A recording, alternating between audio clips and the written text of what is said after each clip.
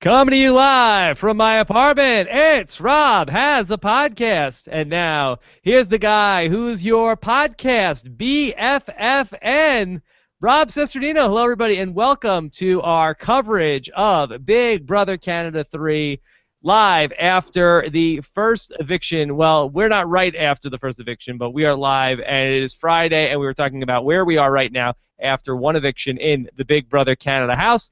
Getting ready to talk about later on in the show some live feeds. We will be spoiler-free until you hear this sound, and that'll let you know we're going to talk about the Big Brother spoilers coming up here in just a little bit. But first, we're going to talk through our recap of episode that aired on Wednesday night, which saw Risha leave the Big Brother house for now. Just like best friend for now, Risha is gone for now. But maybe we'll see if she does return, courtesy of KFC. So what we're going to do here on this show tonight is, I told you we are on the hunt for some live feed reporters. And so we are holding auditions here during Big Brother Canada. And we're going to talk to several different people this season to help us cover the Big Brother live feeds. And tonight you're going to meet the first of those three of the first group of people that we are going to speak to. And let's bring them in here tonight. I believe they should be from left to right on the bottom of your screen here. Let's bring in Alex Kidwell. Alex, how are you? Rob with an R. How's it going? Yes, Rob with an R. Good to talk to you too, Alex. How is it going tonight? It's going good. I'm excited to be here. I'm excited to talk some Big Brother Canada, and I'm looking forward to really kind of get into this season and see what's going to come from these crazy hamsters here. Okay. Alex, just tell us real quick, like 30 seconds, just tell us a little bit about yourself, where you're from, and what your history is with Big Brother. Okay. I am from Silver Spring, Maryland. I've got a journalism degree, and I do a lot of kind of freelance work with that. My background with Big Brother basically didn't start until the first full season I watched was Big Brother 14. By the time Big Brother Canada 1 rolled around, I'd watched every season at least once, and I live feeded for Big Brother Canada 1, Big Brother 15, Big Brother Canada 2, and Big Brother 16, and yeah, I'm hooked. All right, and as a journalist, what do you feel like you'll bring to the Big Brother live feed reports? I'd like to think that my background allows me to stay factual, stay on task, and kind of a just the facts, ma'am type of approach. I want to give the people what they're looking for, and not a lot of filler besides that. So. Okay, good to have you on board here, Alex. Let's bring in our second live feed correspondent tonight. Here she is, Emily Stobbs. Emily, how are you? I'm good. How are you, Rob? Very good. Nice to have you on board. Emily, could you tell us a little bit about yourself? Well, I'm 23, and I'm originally from Miami, Florida, but as of the first of this year, I moved to LA. I graduated with a degree in creative writing for entertainment. I want to do script writing. But right now I'm working for Dr. Phil as an intern. Okay, and you said you're working for Dr. Will. Wow, that is very impressive credentials for Big Brother. What is it like working for Dr. Will Kirby? Oh, I'm not working for Dr. Will Kirby, I wish. But I am working for Dr. Phil. Oh, Dr. Phil. Oh, I'm sorry. My bad. My bad. Okay, well, good. So you are used to dealing with people with issues. So that is a good. Yes. Yes. Okay. I've had to work with some interesting people. All right. So who from this season is most in need of the services of Dr. Phil? Let's see. I would probably say Greg. Like, he has issues. I don't know. Like, he probably need to sit down with Dr. Phil personally. Okay. All right. Well, Emily, good to have you on board. And also with us here tonight is Taryn. And Taryn, I have to say, with all due respect to all the other people who made a video, I felt like you had the best production value that we've had on one of these videos. Thank you very much. I would like to think that my expertise as a video editor helped me out there. Yeah, it's very good. And if you didn't see it, Taryn recreated one of the Big Brother Canada videos that were on Global before the season started. Really shot for shot. Very good job. Taryn, tell us a little bit about yourself besides being a video editor. I recently graduated from Emerson College here in Boston. I've loved Big Brother pretty much all my life. I watched when I was a little kid. I also watched Survivor, and I quite loved you, Rob, on your Oh. season. Wait, hold on. But, You, not Boston Rob, right? You're from Boston, right? no, yeah, you are Boston Rob, right? Hey. Oh, am I in the wrong podcast? Yes. Oh my God. Well, embarrassing. Oh man. All right. Yeah, go ahead. Okay. So Taryn, good to have you on board as well here on the Big Brother Canada coverage. Anything else you want to let people know about yourself? I'm a huge fan of the Big Brother strategy. That's my thing. I love it for the game. Okay, good. Also, before we start getting lots of complaints from people, we will also be adding Canadians to the mix here. We just happen to have a all-American panel here tonight. But are you guys all fluent in Canadian custom to be able to give us a appropriate report? I'm certainly. I've got my Maple Leaf behind me, and I'm ready to go, Rob. Yeah, so what about you, Taryn? I'm certainly fluent in the Canadian weather after the past couple months in Boston. Okay, so we will be adding some Canadian flavor as well to the live feed reports. Okay, of course, we're live here tonight on robhasawebsite.com. We also are going to be taking your tweets later on the show, #RHAP, and of course, you could subscribe to our YouTube channel at robhasawebsite.com/YouTube for our twice-a-week reports on the Big Brother Canada house. We have a lot of great guests coming up here on the show in the next couple of weeks, in addition to our live feed reports. This upcoming Tuesday, we're going to be joined by Arlie is going to be on the show. And then 1 week from today, we are going to be joined by one of my favorite podcast guests from last season. Ika will be the guest here on the podcast next Friday. And then the Tuesday after next, I believe Neto will be joining us. So we've got a lot of people from Big Brother Canada 2 coming up, and we'll try to bring you tons of Big Brother and Big Brother Canada guests as we go through the season along the way. All right, let's get into this, and of course we want to start off and talk about what happened on Wednesday night with the first eviction, and it was a twistos twist.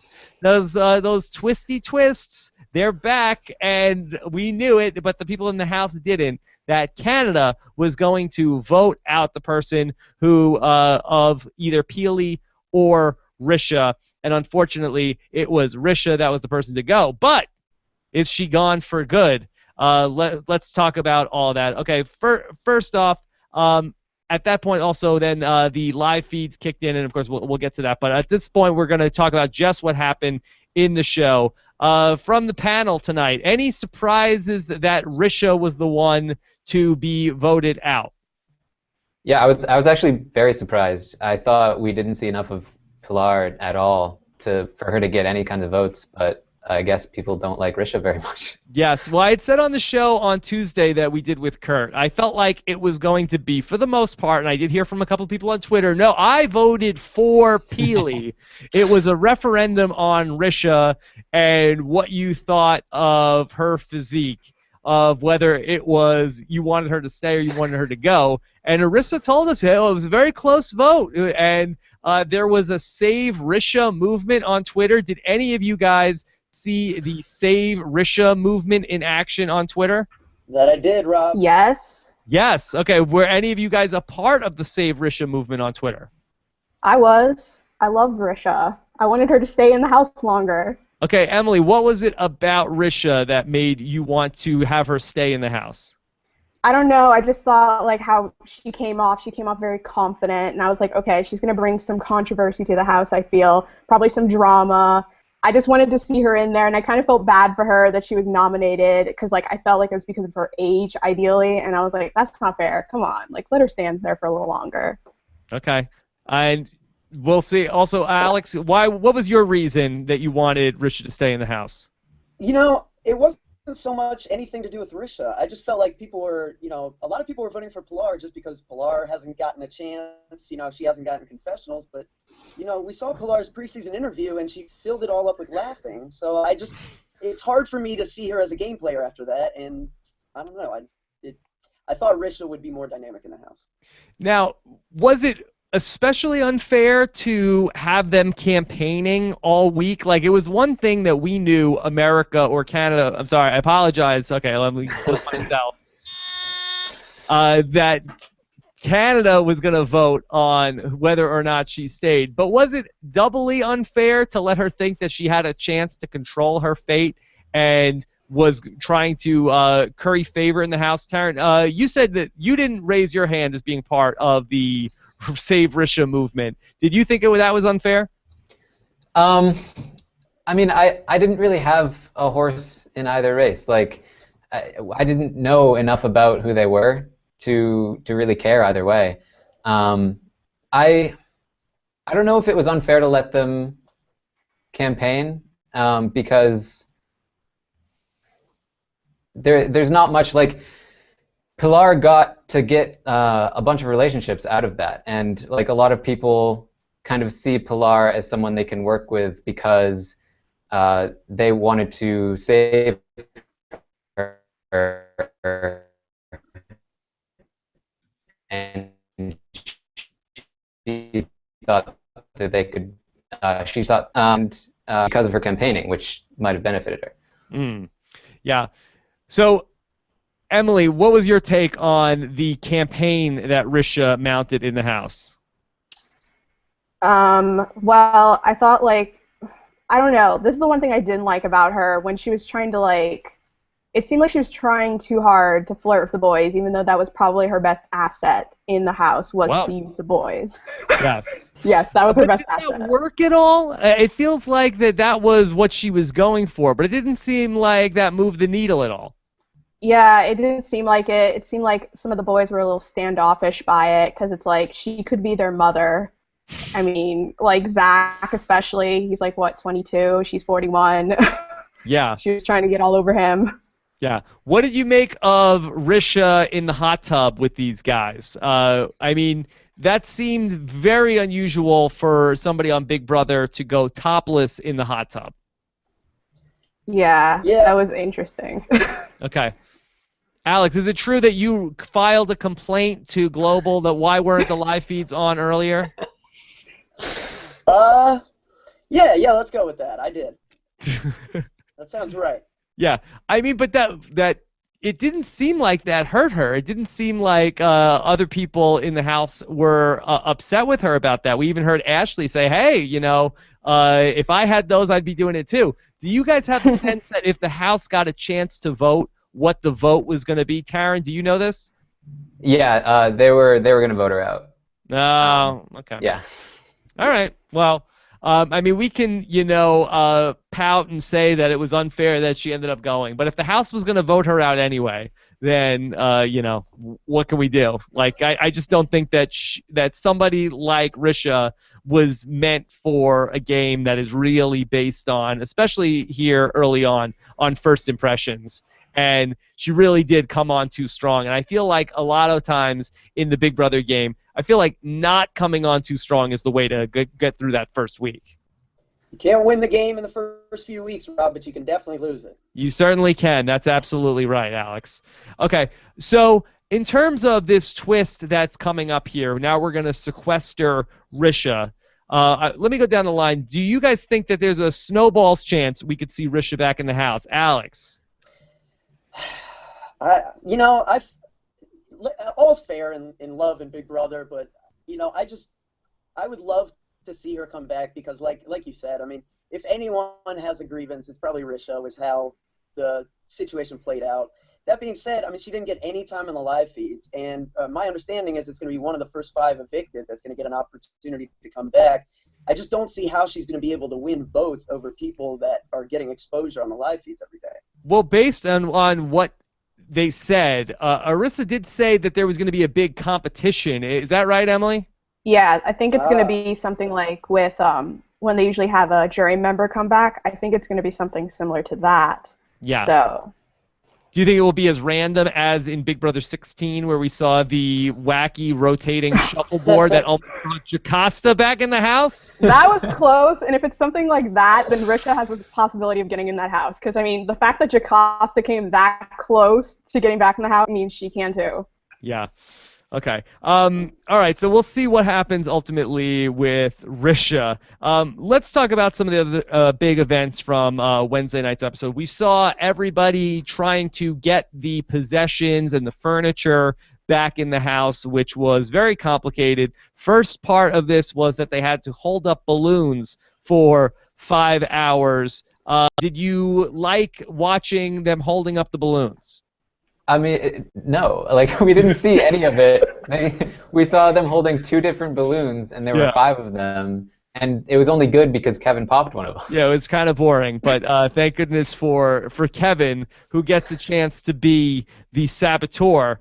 And so Kevin has this opportunity, and he goes to the diary room, and he's tempted for the $1,000.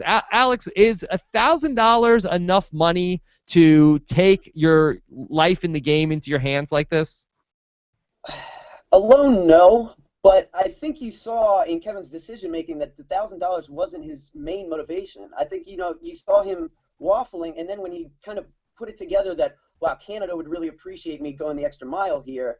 I think you're seeing people start to recognize that Canada has a big role to play in Big Brother Canada, and the last thing you want to do is go against the public's wishes. So he saw an opportunity to curry favor with the public, and I think that was the big gain for him in his mind. It's interesting to see that people are assuming that Canada wants people to sort of be the villain and really like be a saboteur, where you would think that that would be something that would make you unlikable. Taryn, do you agree that Kevin bought himself favor with the viewing audience? I do. I mean, I don't think people particularly want to see like people being a saboteur, but they do want to see entertainment. And anything that gets Kevin on their screens, making them more entertained than they otherwise would have been, is going to be a plus for him. Yes, absolutely. Because we all know that what we want is good TV in the Big Brother Canada house. Exactly. That's right. Hold on. My stupid thinks there was a saboteur on my sound effects. It wasn't me, I swear. Was it Kevin? Was Kevin touching my hands were here the whole time. Before this? Okay. So what about the way that he went about this? And I'm interested to know from you guys once we get there on the live feeds if he got away with it. But Emily, did you think that was smart the way that he did this with the earring inside the towel? It was smart in that sense of using the earring, but the whole coming back out with the towel and sitting down and then being like, wouldn't it suck if this balloon popped? And then like 2 minutes later it pops. Like, I would have caught on to that immediately. I don't know, but I mean, some of the house guests did catch on to it, so clearly it didn't work. Yeah, he really did, and I don't know for in real time, but it seemed like he sat down and within like 90 seconds the balloon was popped. Like that seemed like not the ideal way to do that. All right, well, I don't want to get too much into what ends up coming out of that. So let me switch gears with Kevin and talk about this sleeping on the floor with Johnny. Alex, I feel like we've seen this before on Big Brother. Yeah, there's a lot of people who don't want to make the Zanky comparison. But, I mean, how many situations do you see where a straight man is, completely and utterly, not only willing, but, I mean, making a point of seeking out a gay man for cuddling? It's just, it's a situation that we're not exposed to much in our day-to-day lives. And I think, in the Big Brother house it's such a unique environment that you see something like this. And I think it's interesting that we haven't seen something like this, and then all of a sudden we're seeing it in back-to-back seasons. Do you think that this is directly based on the Zanky from Big Brother 16? I'd like to think no. I feel like these guys have a genuine connection, that, Kevin is seeing that Johnny kind of likes him, and maybe he's playing it up a bit, but I think these guys actually, at least to a degree, have each other's backs, because I think at least at this point, they both kind of recognize that they kind of are protecting each other to a degree. So I think it's genuine. All right, so in addition to the balloon, after they did the balloon, then they got the combination to the numbers, and then they had to punch in the numbers into the combination lock. Tara, did you feel like that was working for you, watching them go through the balloon and then getting the numbers, and then it was like being on Lost and they had to type the numbers into the hatch? I mean, again, like, there's not much for us to see watching them punch in numbers. We just get to see, access denied over and over again until they finally got it right. I think the only engaging part of that was how invested they were and how elated they were when they got it right. Yeah. Ultimately, it's going to be Zach who punches in the right numbers, and then they open up the doors, and then they have another task based off of this, where they have to go and move all the furniture back in 45 minutes. Emily, were you invested in watching them move furniture for 45 minutes? Yeah, because they were doing production's job, so it was kind of funny to watch. Yeah, I just I feel like that could have just been something that production set up and then just raised the garage door and they go into the house and see everything. But that being said, okay, so what a production to get these guys to the point where they got their stuff and there was furniture in the house. Taryn, is this something you want to see future Big Brother seasons start out in this way also, that you have to earn the furniture and earn your stuff? It's not a bad idea. It definitely puts a lot of stress on the house guests right away, which can be interesting. But I'd like to see it on the feeds because we didn't get to see much of it this season. Yeah, I really don't know how it worked out logistically, that they slept on the floor, but then Arissa was there dressed like it was still the same night. So I don't know if Arissa was there at 5 o'clock in the morning, like, good morning, house guests, or did she record that before she went home and they're just playing the tape of it? Do any of you guys have a sense of how they do that? It's a mystery. That's Big Brother's mystery, Rob. It's a Big Brother mystery. He's got to keep a few things close to the chest. All right, let's talk about a couple of the other people who got some screen time on the episode on Wednesday. Let's talk about Cindy, who really got into it, that she was the BFFN with both Risha and then also with Peely. Alex, do you feel like Cindy was playing too hard, too fast? Yes. Cindy strikes me as someone that, I don't think she necessarily knows what she's doing in there. I think she has an idea of what she wants to do and she's very driven and focused, but I think she's kind of someone who's going to have a hard time seeing the forest through the trees. I think she's very kind of set in her plan, and she's not going to be good at adjusting, and that's going to be an issue. Yeah. Emily, do you feel like that it's a smart idea to try to become good friends with both of the people that are on the block? I mean, in a sense, she's trying to cover her bases with whomever were to go, which obviously ended up being Rissa, but I don't know, it comes across a little fake, especially if any of them caught on to it, which I'm pretty sure some of them have already, but I don't really agree with what she did, trying to do that. To me, it seems like a move that doesn't have a ton of upside, where it's like, okay, all the other people who are the power players in the house are all together, and she's investing time in this first week, instead of with the bigger group, but with two people, one of whom is going to go home. And the other one, I don't know necessarily if they're going to be a major power player, either one that remains in the house. So I feel like that she really was spreading herself a little thin. Mm. I'm not sure. I'm not sure if that one is gonna work out so great for our BFFN. Also, we saw Jordan, and Jordan has an alliance with Zach that we've seen on the show. What do we make of this Brains versus Brains and Brawn alliance, Taryn? I mean, I think it's great. Any time you can get a pair of people who genuinely have their each other's backs, you're going to do well in the game, especially if you have someone who's as social and likable and also physical as Zach, and someone who's as mentally strong and strategic as Jordan, and they're a great combination. Okay. And they ultimately are the pair that puts the right combination, speaking of combinations, into the computer to unlock the combo and get all the stuff out. So we will follow what goes on with Zach and Jordan along the way. We saw Brittany and Sarah talking about Kevin, and they were a bit suspicious about what he did. I'm sure that there's going to be more of this from the live feeds, which I don't want to get into just yet. But Emily, could you talk a little bit about Brittany and Sarah bonding over the talk of Kevin popping the balloon?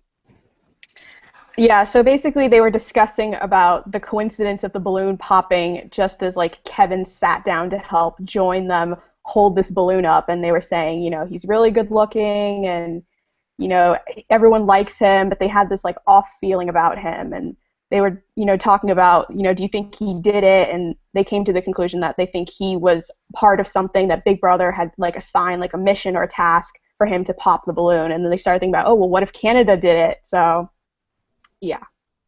Okay. Other than that, we went to the elimination, and we saw Risha come out of the house, and obviously she was sad to go, and she found out that she was going to be competing to be one of the people that comes back. Is there anything else from the actual episode from Wednesday that you guys want to bring up before we get into talking about some of the stuff that's happening on the live feeds?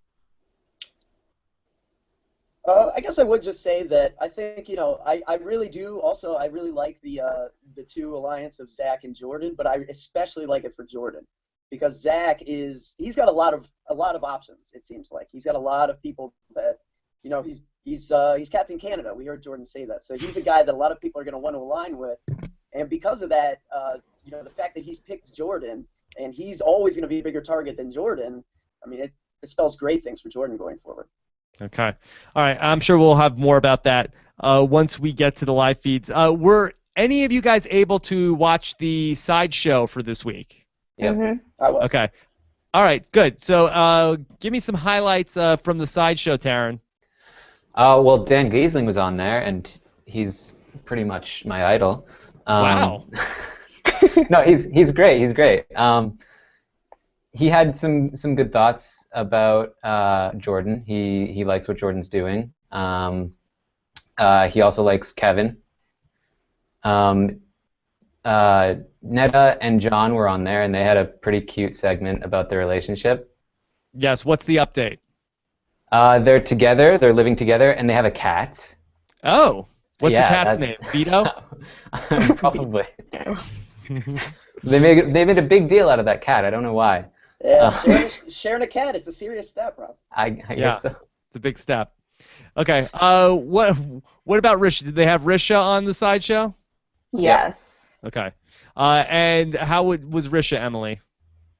It was a little uncomfortable because Arissa basically asked her straight up, is there anything you would have changed, like looking back when you were in the house that you would have done differently? And there was just this long, awkward pause, and then she just basically said no. And they were like, why? And she was just like, well, with what I was thrown into, I had to do whatever I could. It was like survival mode, basically.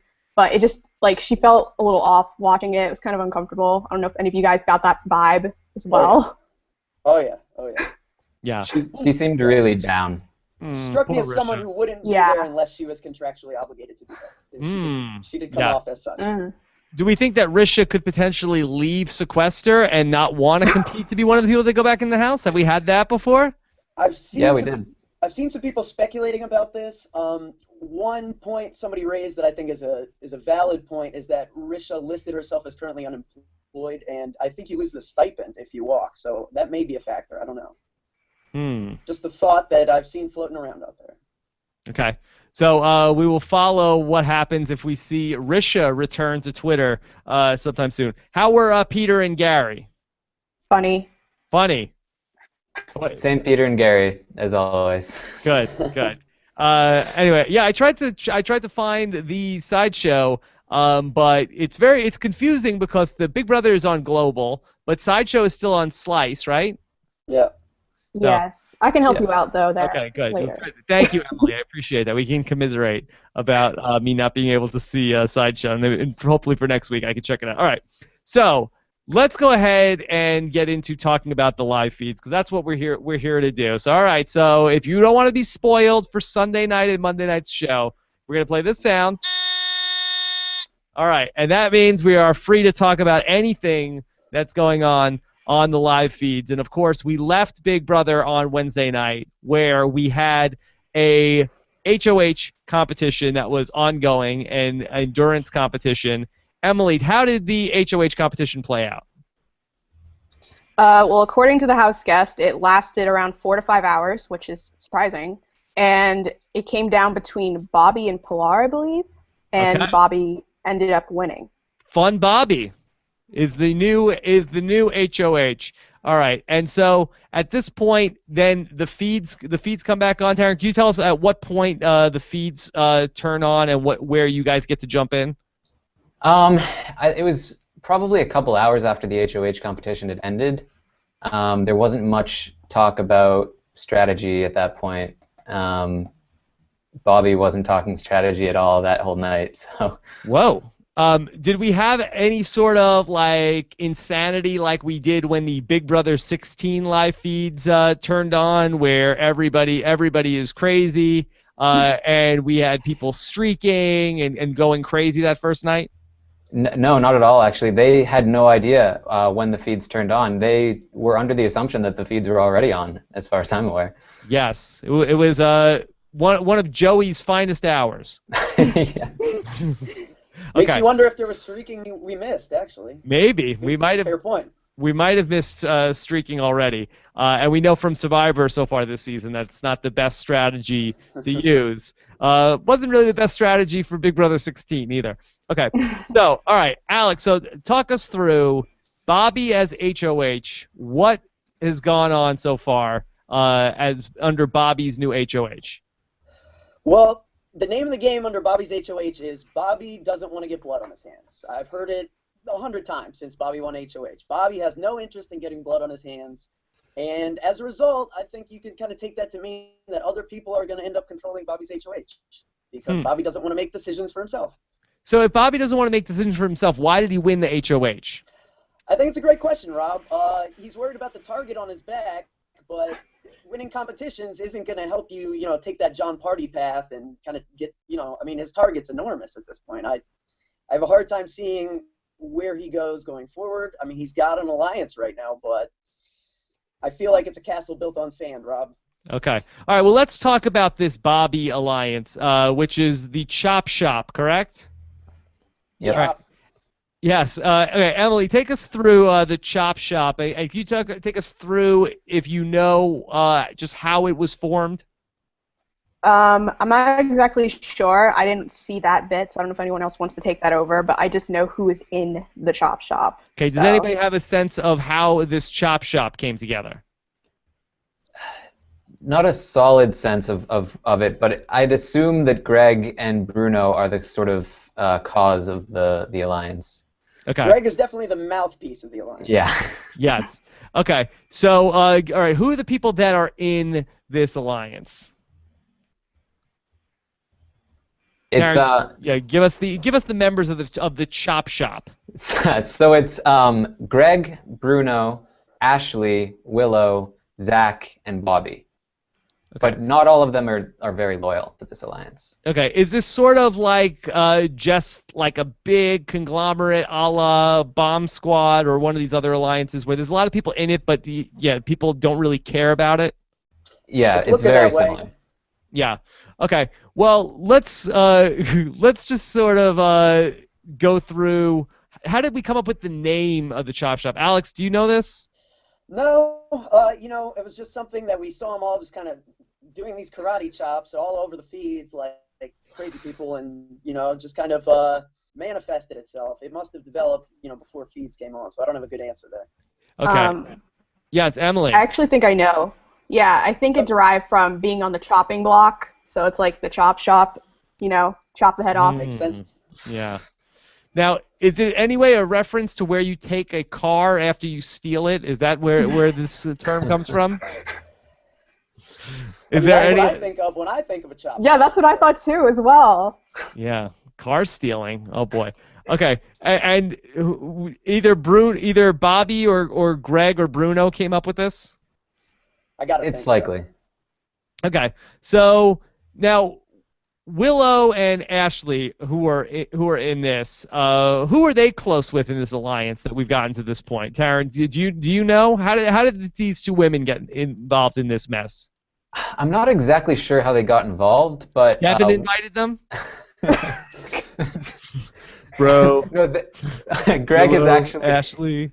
And look, I need you guys to be in the Chop Shop. All right, it's gonna be unstoppable. Willow, that you are under the radar. Ashley, that you know everything about this game. I think we need you guys in here.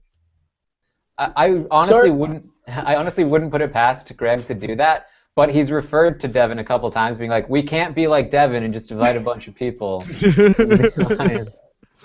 Okay. But yeah, so Willow is very close to Zach, who's kind of at the center of everything. And Greg and Bruno are a tight two, and then Bobby's kind of out there, kind of with Bruno, and Ashley's also kind of alone in the alliance. Okay. Now, do people know about the Chop Shop yet, Emily? I think there's some people who are suspicious, especially some of the girls. I think it was Sarah and who was it? Somebody else.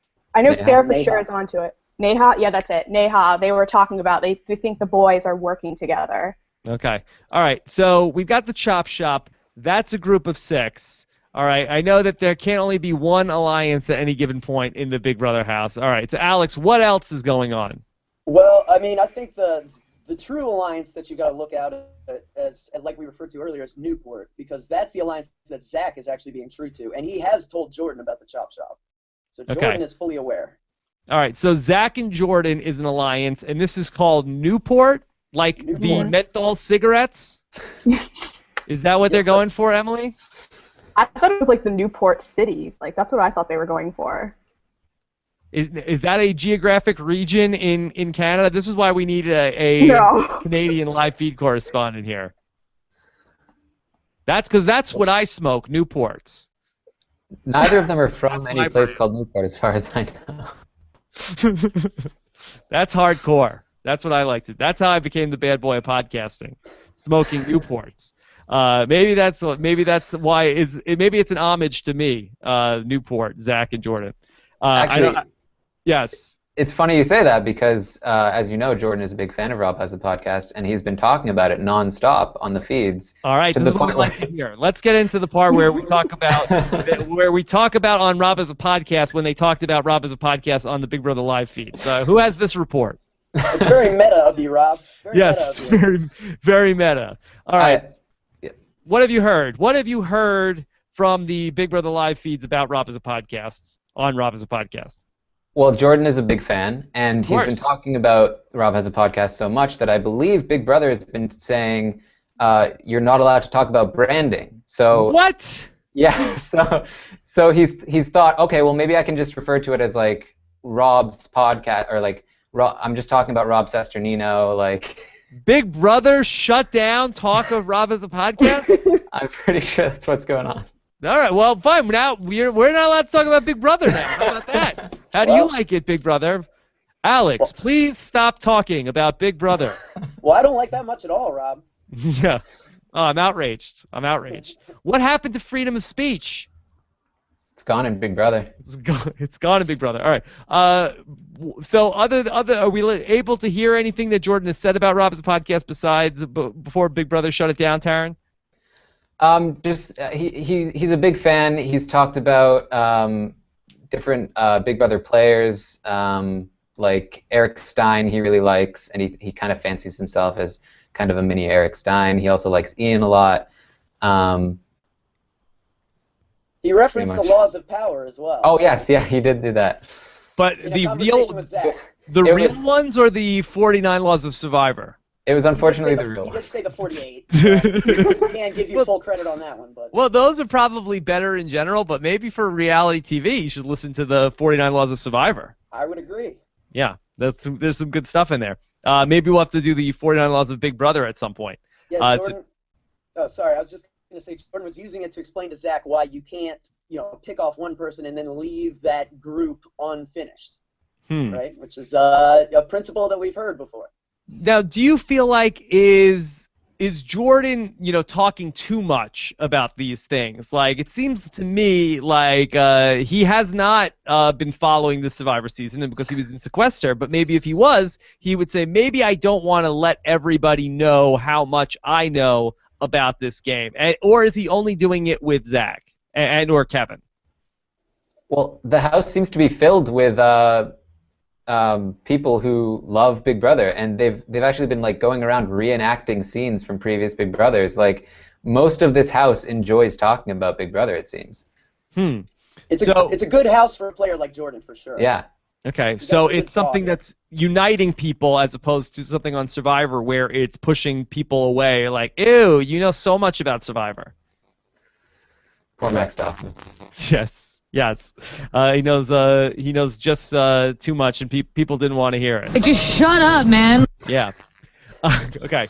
So, all right. So that's what's going on with Zach and Jordan, but Zach is into more. I'm sorry, Jordan's in more than one alliance, correct? Emily? Correct. Emily, you still there? Okay. Well, this is the beauty of having multiple people on the show. All right, Taryn. So tell me, what else is Jordan up to? He's also in the Fortress, which is better than the Shield because it's more resilient, according to Kevin.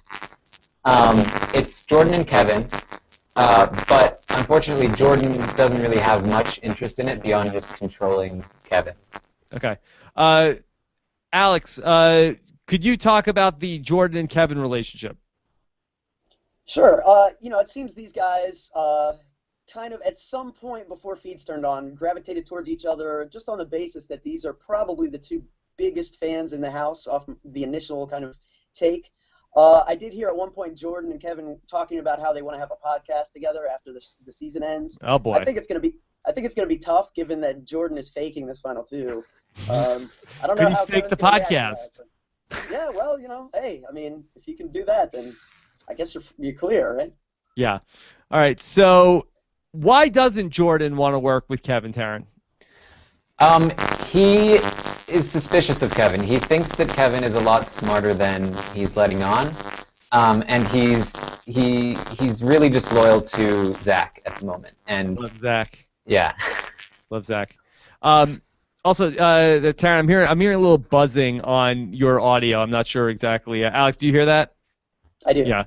Okay. I'm not sure exactly why that started, but hopefully the Big Brother CODs will send that away. So, yeah, I felt like just looking at these cast photos, I felt like Kevin and Jordan were going to be a natural alliance, and I guess it's probably a good thing to have Jordan not go where you would expect him to go and to be so loyal to Zach.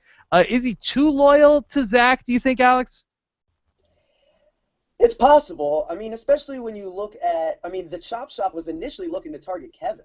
So, I mean, if it ends up being that Zach's alliance starts cutting out Jordan's people from under him, I think Jordan really, will need to hedge his bets to a degree. I don't think he needs to be putting all his eggs in the Zach basket in week 2 here. Okay. And then what about Kevin and Johnny? They seem really tight. I mean, they seem like really good friends. That seems like a kind of a cuddling thing that could turn into a very real alliance.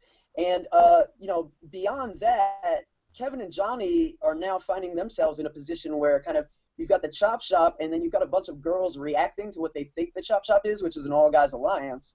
And Kevin and Johnny seem caught in the middle right now. So it's an interesting dynamic because Kevin wasn't part of the Chop Shop, and Johnny can go with the girls or guys according to the group in the house. So, they're kind of sitting in between right now. Okay. Taryn, is Johnny well-liked in the house? Johnny is well liked, but unfortunately that's put a target on him for the Chop Shop. They think he's dangerous because a lot of people like him and they don't know where his head's at. Okay. Taryn, I still hear a little bit of that Still buzzing. buzzing. Maybe, do you think you could pop out and come back in? Here, let me try to change. Okay. All right. So, Alex, now what is going on with some of these other women, these women that are reacting to what's going on with the Chop Shop? What are they up to? Well, I think the most interesting duo here, you've got Sarah and Neha, who seem really tight, and they seem to have a mutual situation where they know Zach and Jordan are tight, and each duo thinks they're playing the other. So it's a very interesting dynamic where Jordan and Zach say they'll keep their ears open on the guys' side for Sarah and Neha's names. Sarah and Neha have agreed to do the same for Zach and Jordan, but then when they're alone, it's debatable whether or not they're going to follow through on these things. Yeah. So is early on in Big Brother just all about how many fake alliances you could make? I'm starting to wonder if maybe you're better off just napping for 3 weeks and then waking up and starting to do something here, because I feel like the people who are doing the most are just kind of getting themselves in trouble. Yeah, well, that's what I always say. Just go to sleep for the first month of the game and then wake up. I mean, it worked for Topaz, right? Yeah, I mean, and Jesse Goddard's was never better than when he was just laying in bed sleeping. Yeah. Okay. Emily is back with us. Emily, could you tell us where Brittany falls into all this? Into what? Sorry. I'm sorry, Neha and Sarah. Oh, Neha and Sarah. I think Brittany's feeling a little outcasted right now, like ever since she's been a have-not. Have you gotten to that? Like being have-nots? No, and we all that? haven't talked about have-nots. No? Yes. Yeah, and basically she's just kind of trying to like lay low right now. Like I don't really know how she's playing exactly, but she's not really that close except to Sarah. She's really close with Sarah. I know that much. Okay. And then the couple other people that we haven't talked about. Taryn, could you update us on Cindy with an S? Okay. Is my mic better now? Very good. Very good. Okay, thank you. So Cindy with an S has been trying to, or she was trying to cuddle up with Bobby, who didn't appreciate it very much. She's also tried to cuddle up with Greg, who hates her. She also recently got caught up in something where Kevin overheard a conversation with her and Sarah and Neha and Willow, where she threw out a bunch of names, including Bobby's. So she's in big trouble right now. Really? Okay, so she's trying to get the flirt mance going with these guys. It's not taking, and they think she's annoying? Yeah. Okay. All right. So, well, real quick, let me just go through these other people, then let's talk about nominations and whatnot. Okay. Alex, tell me about Godfrey. Where's my guy Godfrey? Godfrey's an interesting case. It sounds like, from what I've heard on the feeds, Godfrey played his way out the door on day one, essentially. But I mean, that's the thing about Big Brother. Just because you've done it on day one doesn't mean by week 2 all is forgiven. I mean, on day 1, it sounds like when everyone was in the same room, Godfrey made 3 or 4 final 2 deals, which, I mean, they're all in the same room, guy. Like, they're gonna talk. Unfortunately, you know, word got around. Nobody trusted God, and that's what they're calling him in the house, by the way, God. Yes. Which, you know, there's a joke there somewhere. But I mean, you know, ever since he's just been going to bed. He's just been sleeping, and his stock has never been higher right now. Good. That's good. That was when Zach was at his best in Big Brother 16, when he was sleeping all the time, too. It's a great strategy. You could only screw up your game when you're awake. Hashtag go to bed. Hashtag go to bed. Do it. That's right. All right. And Emily, the only other person that we haven't brought up here is the woman who, Canada's sweetheart, the woman that Canada saved from eviction, Peely. What is she doing? Yes. She's getting massages from Kevin, and she's just, you know, talking about how she's so lucky that Canada saved her, and pretty much just laughing it off, really. That's all I see her doing, is just sitting in people's laps, getting rubbed up. Whoa. How about that? So, are you anti-Peely because your girl Risha is gone? Yeah, I have a feeling that. Yeah, I have a feeling Pilar's going to be a little bit of a floater, so I am kind of a little annoyed about that. But yeah, we'll see. Okay. All right. So let's talk nominations. Okay, Bobby is HOH. So Alex, who ended up going up on the block? Well, you know, like I said, Bobby was trying so hard to, you know, his claim to fame was, this week I'm not going to get blood on my hands, and the way he thought was best to go about doing that, while still disguising the Chop Shop's true motives, was to put up the first 2 people who fell from the endurance comp, and that was Brittany and Kevin. So chaotic. Brittany and Kevin. Okay. So how did this go over with the rest of the house, Taryn? Well, very few people actually bought that it was just because they were the first 2 down, which, I mean, is pretty obvious that's going to happen. Brittany was very down about it. She's kind of in the dumps at the moment, and Kevin took it pretty well, actually. A lot of people were happy that they weren't nominated because Bobby wasn't talking to anyone. Okay, so that's where it stands heading into the power of veto. At the time that we are recording this, we still don't have a power of veto holder. Is that correct, Aaron? That's correct. They're still competing at the moment, but things actually completely flipped a couple of hours ago at the veto choosing ceremony, whatever it is. Okay. All right. So tell us where we are at this hour. Well, so as I mentioned, Kevin overheard a conversation between Neha, Cindy, Sarah, and Willow about keeping the girls safe and going after some guys, and he immediately ran to Greg and told him the conversation, and so now people think that there's a girl alliance, and the current plan for the veto is pretty much anybody that wins will take Kevin off and put potentially, probably Cindy, possibly Neha up as a replacement to Backdoor. Okay. So it looks like Brittany could potentially go home, or it's going to be a different replacement nominee. They're going to try to get a replacement. It's probably going to be Cindy. Mm-hmm. Cindy with an S could be screwed with an S. It's entirely possible. All right. So, did we have a sense of what the veto was going to be, Emily? No, they were talking about it a little bit, but they don't really know what it was going to be. They were hoping it was going to be, I think it was Bruno, he was like, oh, I hope it's a memory challenge or a questions challenge. That's what he was hoping for. Do we have any sense that is Kevin in any danger, Alex?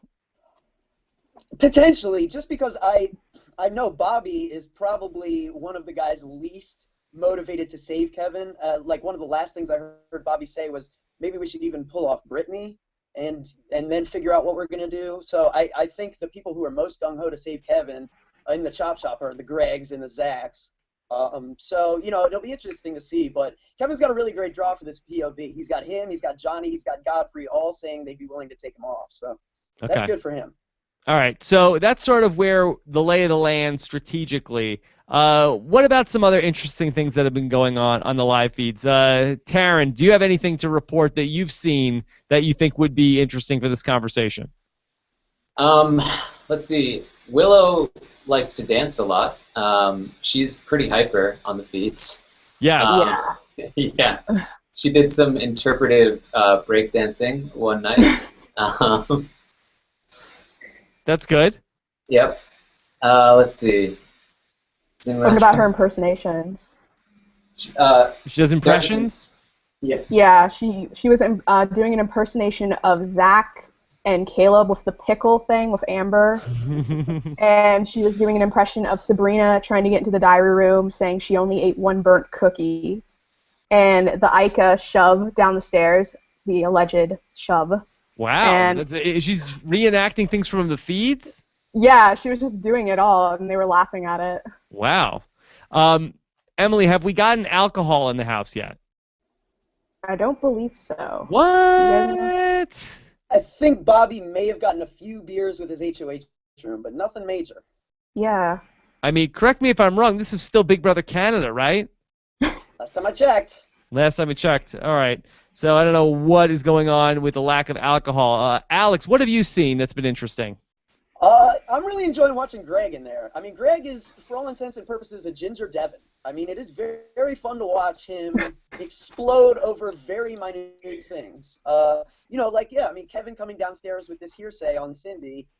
I mean, Greg was cuddling Cindy hours before this. Like, I mean, it was kind of a weird thing, but I mean, they were really cuddling and kind of, broke that to just kind of ask the cameras if they liked the good TV they were getting, which I thought was funny. But Greg's he's flying off the handle when he gets new information every time, and it just makes him great feeds and bad gameplay, but I'm loving it. Yeah, let's go through that real quick. So give me the person that when you go on the feeds and you can see all the cameras, who is the person that you will always go to if you see them on the screen, and who is the person that you will always avoid if you see them on the screen? Is it Greg that you'll go to? Yeah, it's probably Greg I'm going to. It's probably Pilar I'm avoiding at this point because just like Emily said, Pilar is still in this phase where she's just enamored with the fact that Canada has saved her and must therefore just adore her. So her head is out of the game right now. Okay. All right, Emily, same question. Who's the person that you're going to go to no matter what, and who's the person you're always going to avoid on the feeds? For watching, I like to watch Zach and Jordan, and for avoid, Pilar as well. I just don't care for her. Oh, you guys are out on Peely. Why did she get voted back in? I don't know. Good question, Rob. Okay. Well, actually, I kind of know a little bit because Cindy put her up, and a lot of people had a very bad impression from Cindy. A lot of people were like, "Oh, let's keep Pilar in to piss her off." So I think that's a little bit why. Okay. All right. And Taryn. Unfortunately, I'm going to have to say, whenever Peely walks into a scene, you know that anything important is going to be immediately shut down because she just doesn't talk about game pretty much ever. Okay. And well, who's your go-to person? It's probably going to be Greg. Like he talks the most game, and he's all over the place. Or Zach, because he's also all over the place. All right. What do you think we're going to see on Sunday night when we tune into the show, Taryn? I think we're going to see a great scene of, or I guess we're going to end in nominations, so we're not going to see that yet. Never mind. Okay, so we're going to see the HOH competition all the way up to nominations. Yeah, that's probably what's going to happen. We're probably going to see the formation of the Chop Shop. And we're going to see Zach being not very loyal to them. Okay.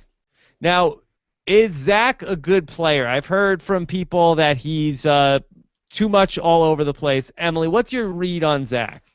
I think he is a good player, but what I'm worried about is it's going to backfire on him, or it's going to catch up to him. Like, people are going to catch on to him going to everybody, making these deals or alliances, and it's just going to boot him out of the house, essentially.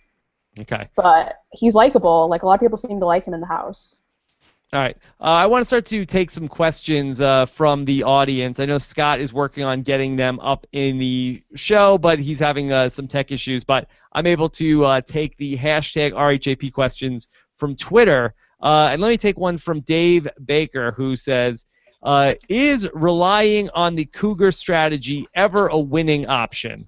Has this ever worked on reality TV, Taryn? No, this character always goes home early.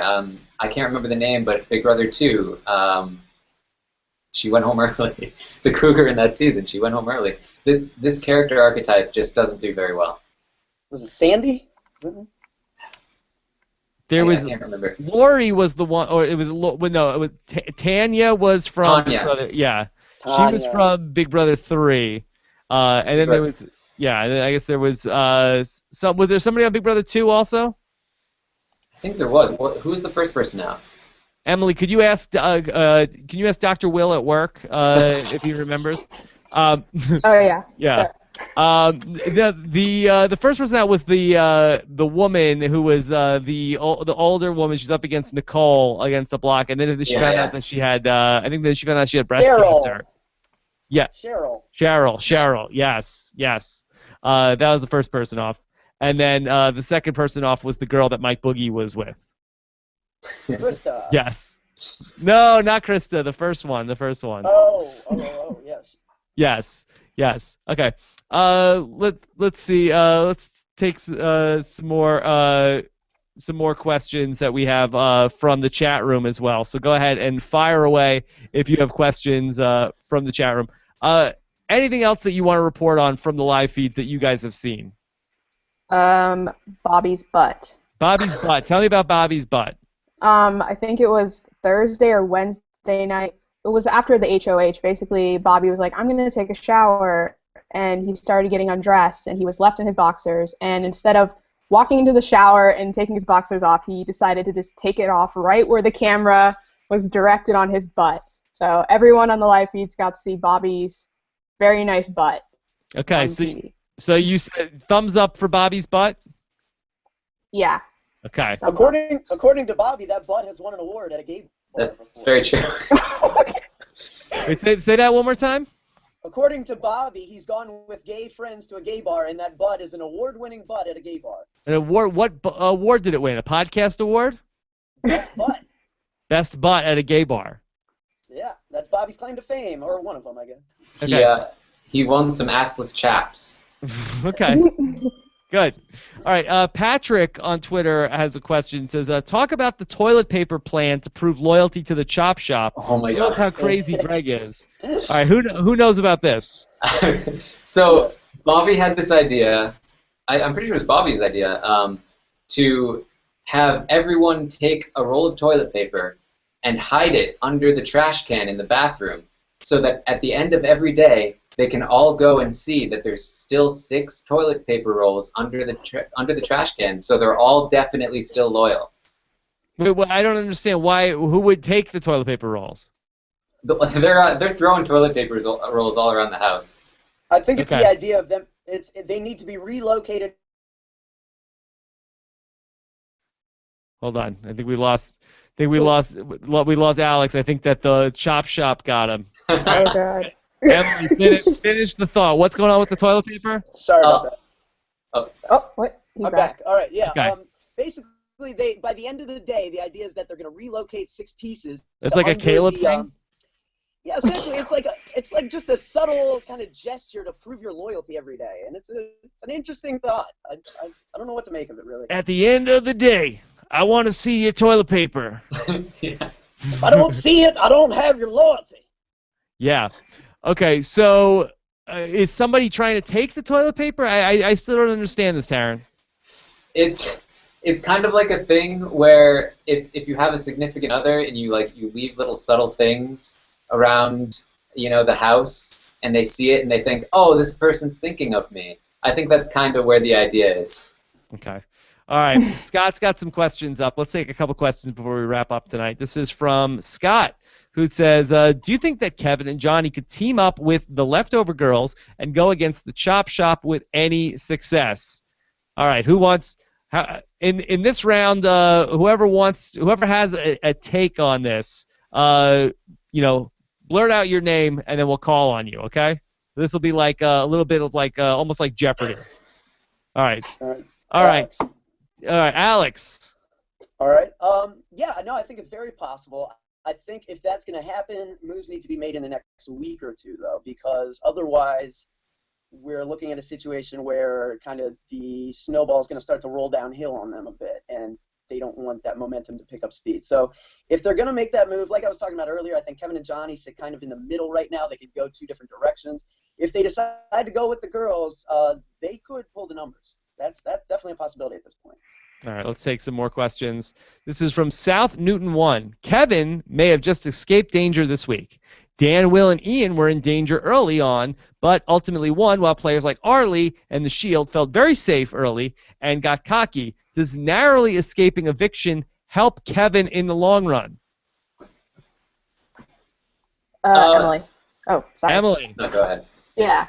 I was going to say, I think this is very lucky that this happened at this point because it was looking like Kevin was going to go. I've heard them talking about how they really wanted to get rid of Kevin or Johnny this week at some point. It was going to be one of the two either way. Because of this incident, I think it saved him, and if he can realize that he needs to, tone down his arrogance, I would say, then I think he could go far because he has the potential to go far.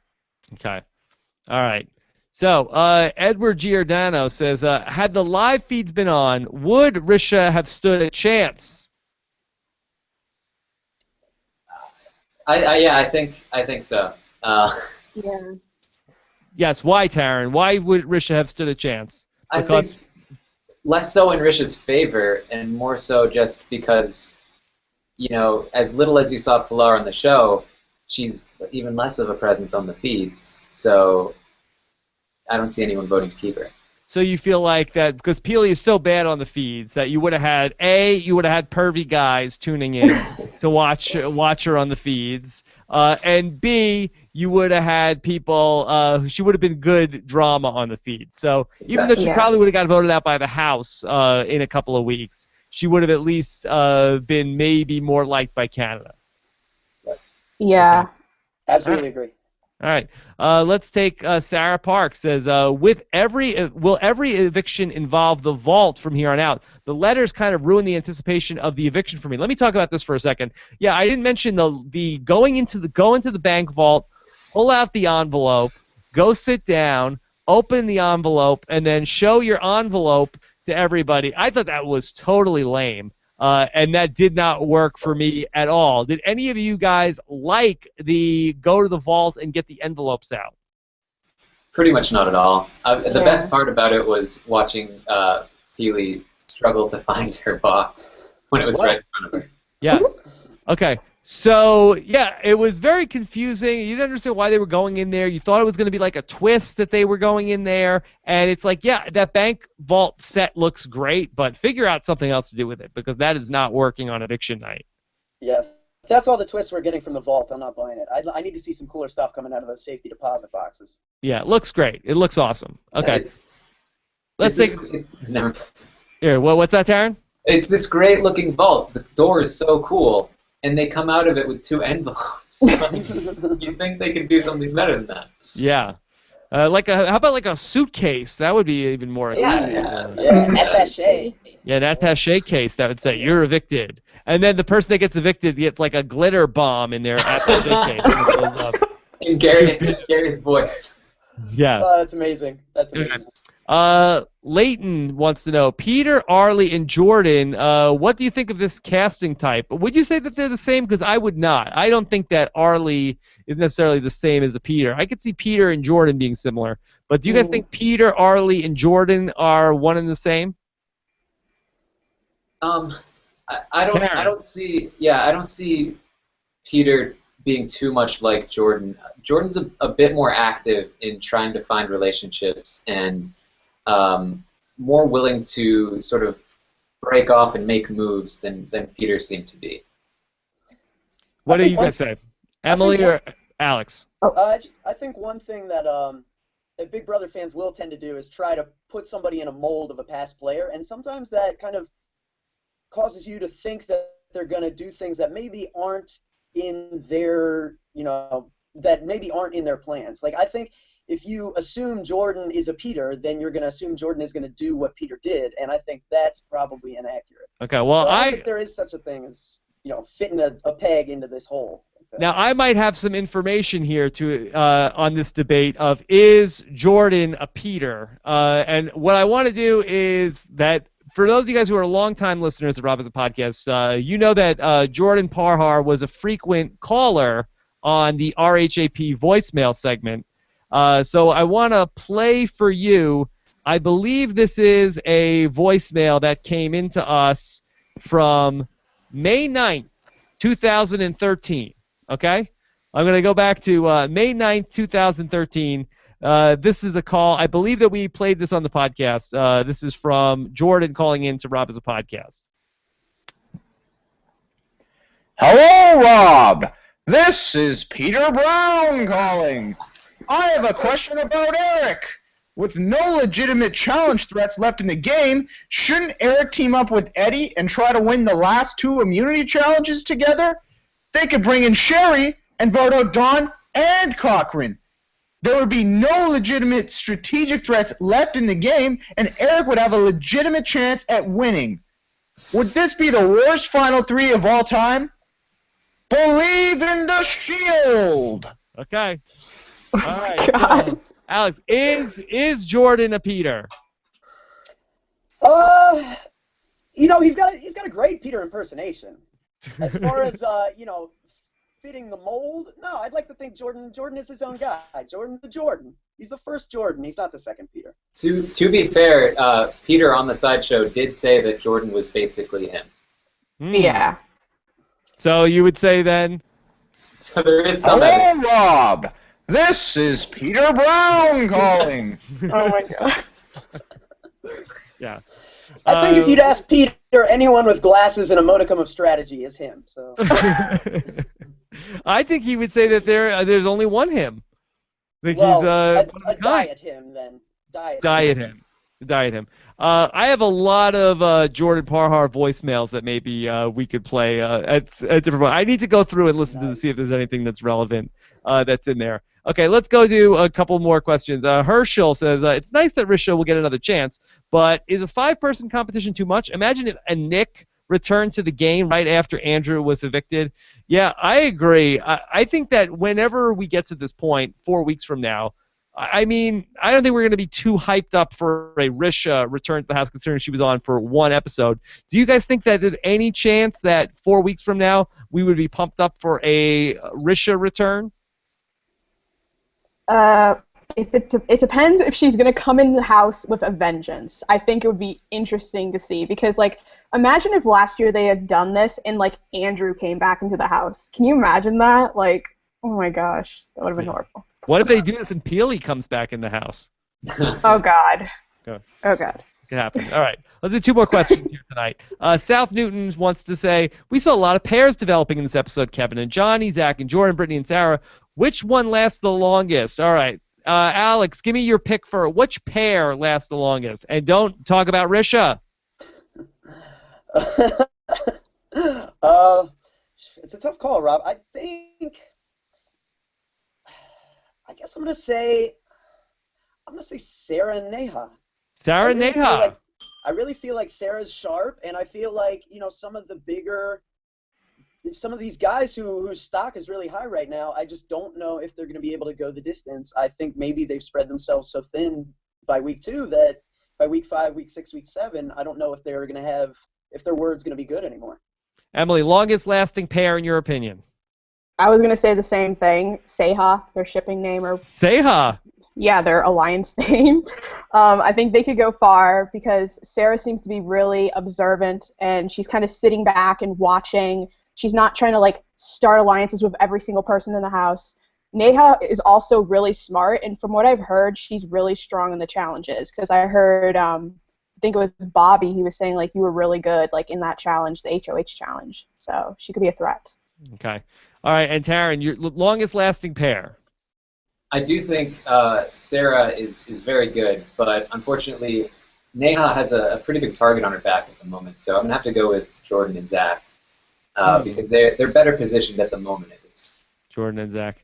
That would be fun, but I just feel like that never really works out, right? The two bros like. I kind of see them as a combination of like where Zach and Frankie were at the beginning of BB16. Mm-hmm. Yeah, I agree. But also a little bit of Derek and Cody. I guess Derek and Cody, you could say that's Dan and Memphis, but I'm just not sure. I feel like that these guys will be fun, but I don't know if it's going to ultimately work out. I feel like that Zach is too much on the radar. I feel like too much in this middle of everything. All right, one last question tonight. Tim Forbes wants to say, Greg has been a train wreck on the live feeds. He talks game in front of everyone and seems very erratic. Is there any way he makes it to the jury? Also, he keeps talking about writing people's names down for eviction. Does he know what show he's on? Is that true? Does Greg keep talking about writing people's names down? Is that why he wants to know how to spell Cindy with an S? I didn't catch on to that. I mean, like, what was he saying? He was saying something about, like, he was talking about John and Netta, and I think he even referred to, like, oh, well, Netta won the game last year. And I was like, what are you talking about? Like, I don't know what you're talking about, sir. He keeps referring to Neha as Netta, saying, Neha is Netta. Yeah. She's going to win. Wow. It is pretty amazing to watch him talk game in a public area with members not of his alliance walking past. The audacity of this man is amazing. Okay. All right. Well, great job by you three here tonight on the podcast. We're going to have some more Big Brother live feed reporters coming up next week as well, and then we'll have some sort of a rotation where you'll be hearing from different combinations of these guys throughout the season, and then maybe we may pare it down a little bit. Who knows? Maybe Canada could vote for live feed correspondence, and then we will graduate some of you guys to the American Big Brother in the summer. So it's going to be a very fun ride. If anybody wants to check out what you guys have to say on Twitter, how are you guys tweeting about the live feeds as well? Mm-hmm. Okay, yeah. All right. So let's go down the line. Oh, yeah. Alex, what is your Twitter handle? Yeah, I don't have my name under me. I didn't have my cam up and working, but yeah, it's at Alex with an A, Kidwell with a K, all one word. So okay, I'll be live tweeting. You can find me.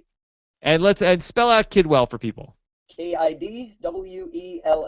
Okay, Alex Kidwell. All right, great job tonight, Alex. All right, and Emily, of course, you have probably the most interesting Twitter handle of the Yes. three tonight. Emily, what is your Twitter handle for the people that are listening on the podcast? My Twitter handle is @StobbsBroski. It's my last name with broski on the end. Stobbs Broski, and that's Stobbs with one B. Okay. Yes, Emily, great job tonight. And then Tarrant, give us your Twitter handle for the people listening on the audio version. It is Armstrong Taryn. Armstrong Tarrant. Taran. Great. All right. Well, this was very fun. Like the enthusiasm from the new guys tonight here on the show. So it was very fun to hear from all of you. And again, great job. Thanks to everybody who was joining us live here in the chat room, and also Scott for getting the questions up here on the podcast. All right. Our next Big Brother Canada show is going to be live on Tuesday night. We're going to be live at 7 p.m. Eastern, 4 p.m. Pacific. I'm going to try to keep that time for all of the shows. On Friday, we're going to probably just keep it to about an hour, because then we're going to shift into Amazing Race on Friday nights, which is going to start at 8 p.m. on the East Coast. So we'll do an hour of Big Brother Canada and then shift into Amazing Race, and then come back and do Amazing Race podcast at 9:15 p.m. So Tuesday nights, 7 p.m. Eastern, 4 p.m. Pacific, and then Friday nights as well at 7 p.m. Eastern, 4 p.m. Pacific. All right. So anybody have throw out a hashtag for this episode?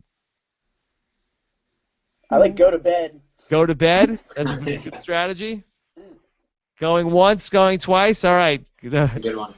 All right, hashtag go to bed for this podcast. Looking forward to hearing what you guys have to say in the comments of this podcast and also on YouTube. And then if you haven't heard it yet, you can check out my podcast with Jim Rice. It's a 3-hour show that I did on Thursday, plus voicemails with Antonio Mazzaro. And then as well, next week, we're going to get into Spicin is going to be back. We'll have more Big Brother Canada, more Survivor Know-It-Alls, and I'll talk to the next person who kicked off the Survivor. And Amazing Race will be back next week. So a very busy week coming up next week on Rob is a Podcast. Have a great weekend, everybody. We'll talk to you again soon.